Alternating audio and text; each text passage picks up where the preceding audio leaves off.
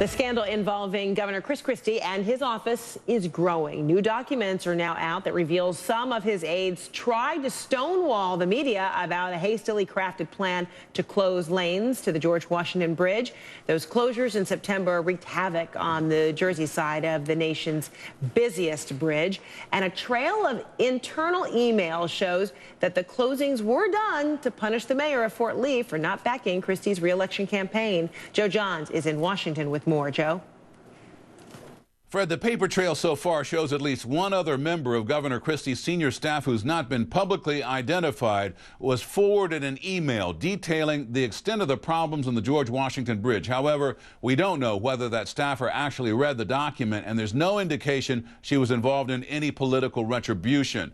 There's also a document that says the mayor of Fort Lee, New Jersey, felt the lane closing on the bridge was done to make him look bad. And after the traffic mess was cleared up, there was an active attempt to stonewall media questions about what happened. The more than 2,000 pages of documents released by state lawmakers come as the committee continues to hone in on why traffic was snarled back in September. Christie's former deputy chief of staff, who he fired Thursday, may be the next person subpoenaed to testify in the widening probe. Sources tell CNN lawmakers want to question Bridget Kelly about her involvement in closing 2 lanes of traffic onto the George Washington Bridge. Kelly's email, "Time for some traffic problems in Fort Lee," was made public this week. On the advice of counsel, I assert my right to remain silent. On Thursday, David Wildstein, the Port Authority official that Kelly sent that email, refused to answer state lawmakers' questions. He was held in contempt. The pair are accused of snarling traffic on the bridge as political retribution. Thursday, Christie said he was unaware of the plan to cause the traffic jam. I had no knowledge or involvement in this issue, in its planning or its execution, and I am stunned by the abject stupidity that was shown here, regardless of what the facts ultimately uncover. This was handled in a callous and indifferent way. So just how bad was the mess on the bridge? 2,800 vehicle hours were lost during the traffic test, according to the report. The documents paint a fuller picture of the chaos and outrage that occurred in the days after the test. The Fort Lee police chief was quoted as saying it was a monumental failure. There's no indication in the documents we've seen that Governor Christie played a role. Fred? All right, thanks so much, Joe Johns in Washington.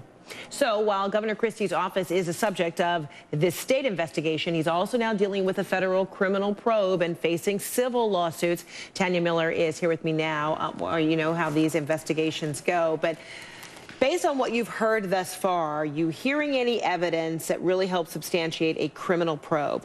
Well, you know, not yet. And it's important to realize, Fred, what the U.S. Attorney has said he is doing. He has not launched a full-blown criminal investigation yet.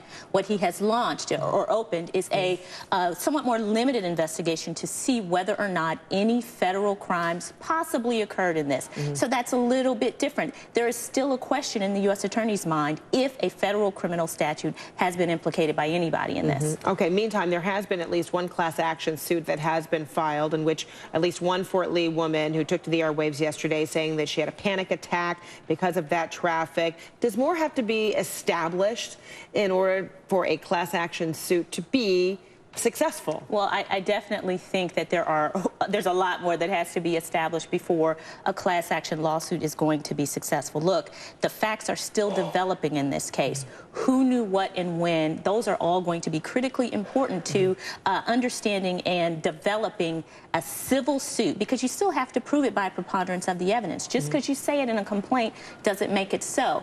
And if this woman had a panic attack because she was in traffic, I mean, can you imagine if every time there's a traffic jam, someone has a panic attack and a lawsuit develops? I just don't know that we know enough about the facts yet to say that's going to be successful. And what about if others are able to substantiate that they lost, you know, many work hours, school hours, that it cost them significantly, financially or otherwise, by being caught up in these traffic snarls over a period of days? Again, you know, these are going to be very fact specific, and each case is going to have to be evaluated. For example, if someone can show conclusively that they lost economically or that they were severely injured or injured in any way as a result directly of the intentional actions of these staffers on behalf of Christie, perhaps. But again, we're not there yet. We don't know yet. And the kind of intentional infliction of emotional distress that is usually sustained in a civil case, it's really when the conduct on the tortfeasor is extreme and outrageous. It's not just that you do something that causes someone some pain. You have to be acting in an extreme and outrageous fashion.